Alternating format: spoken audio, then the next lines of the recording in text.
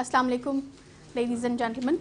I am Mavish and I am here to present you the welcoming of our today's Doctors Con. And I'm feeling really obliged and privileged to have all of you over here with us in our conference. And I really thank you that you have taken specially extreme precious time out of your busy schedules to join in today with all of us over here. And a special thanks for Brigadier Dr. Waqar Azim, Head of Pathology Department, CMH, and Mrs. Dr. Munira, Head of FJOG Association, and Dr. Tahir Munir, Orthopedic Surgeon from all the way from Gujranwala. He also joined in today. Dr. Naman, Administrator, PSRD Hospital, and Dr. Latif, Orthopedic Surgeon, PSRD Hospital.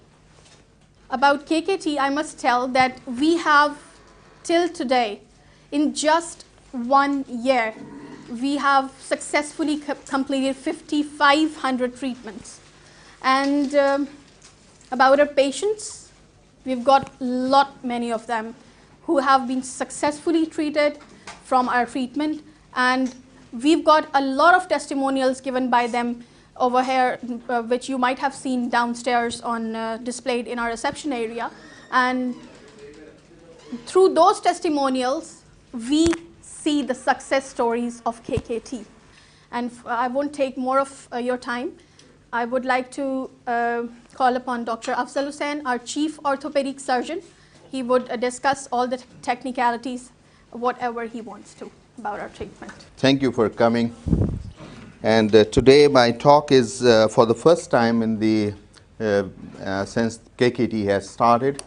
I'm talking purely technically and purely on scientific basis with pure references. You will see very less sentences brought from myself, but all the sentences that you'll see here belong to someone else, more experienced, and world-renowned studies will show you their comments about the. I have two segments of my talk. First segment belongs to the present status of the treatment that everyone is giving and its evidence, which is available in the literature.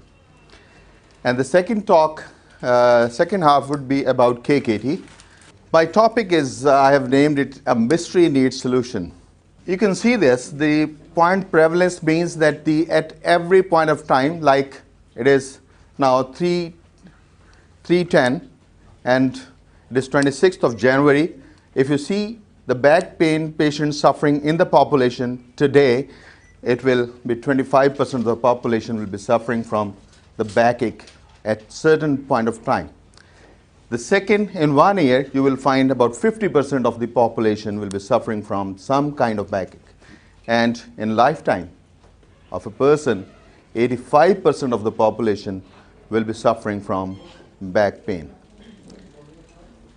We should look at why this happens, why these figures are so high.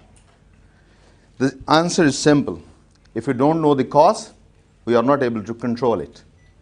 Likewise, once we were not able to know the cause of poliomyelitis, we were not able to know the cause of malaria, and it was epidemic. Once we knew the cause, it is controlled. Why we have not controlled the back pain yet? Because we don't know the cause. And this is the problem, why I am calling it a mystery. With the present day technology, with the present day of modern investigative workup, still we don't know the exact cause of most of the patients suffering from the back pain. Now, if we look at the symptoms, most of the patient will be suffering from this area. There's a mild pain, occurs with some kind of activity and goes away without any treatment, just if the person avoids that activity, and usually patient does not seek for any treatment in this stage. Then there is a second stage of presentation. It is a frightening, severe disability, pain radiating the legs with some degree of numbness and weakness of the extremities. These are the patients who look for the care for the first time. Second, this is the area which is to be looked for.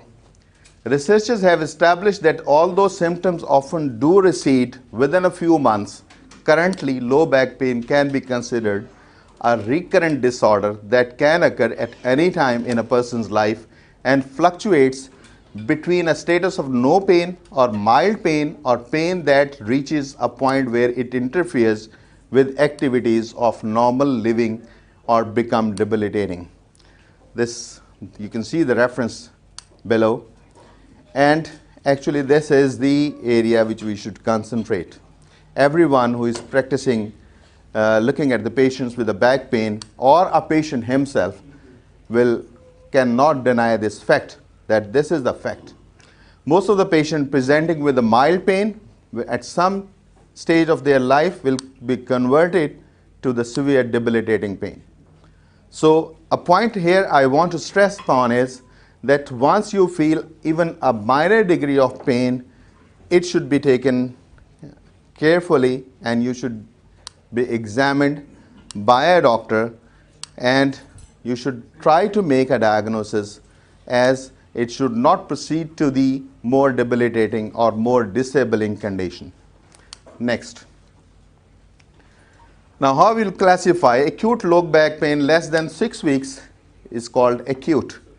If it is up to 3 months, it is subacute, and if it goes more than 3 months, then it is called as chronic.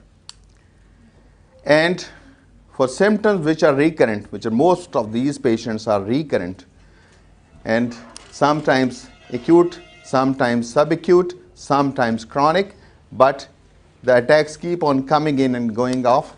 So this we call as a recurrent, and I think the most of our patients belong to this area. Next. And this is the statement you should always look at very carefully. The perception that acute low back pain goes away rapidly without returning has been proven false. And the term chronic is often perceived as incurable rather than long-standing by the patient. Patient को सब्र आ जाता है मुख्तलिफ treatments करने के बाद वो कहता है जनाब दवाई खाता रहता हूँ, ठीक नहीं खाता, फिर से बीमार, इसका कोई इलाज नहीं, तो उसको सब्र आ जाता है कि ये ऐसे ही चलना है. And there are many reasons I'll be discussing soon after this. And this is again a very reputed journal, Journal of Spine, reported in 2006. Next. So the problem lies here. Once we don't know the cause, we are not able to treat and we are not able to control any illness. One of the greatest mysteries surrounding common low back pain is epidemiological, anatomical, biomechanical, pathological studies into the etiology of common low back pain have yet to create a clear link between precise risk factors or specific tissue injuries and particularly symptoms. What happens when we don't know the exact cause? We just start defining different risk factors. The activities or the problems that we see in our patients presenting with back pain, we start calling them as risk factors. But looking at these risk factors, I am much confused, and I think all of those dealing with the back pain patients are confused. Let's see. Most of the problems where we don't know the cause or we are not able to establish a diagnosis on MRI or on X-rays, we label it is probably due to psychological factors. And I'm not sure yet. I think if anyone is sure about this fact, he should come up, that the anxiety came first or the pain came first. It is just like anda pehle tha ke murgi. This problem is not solved. This is yet a mystery. Then there are a definition of different factors, risk factors, socio-demographic factors. They are unavoidable.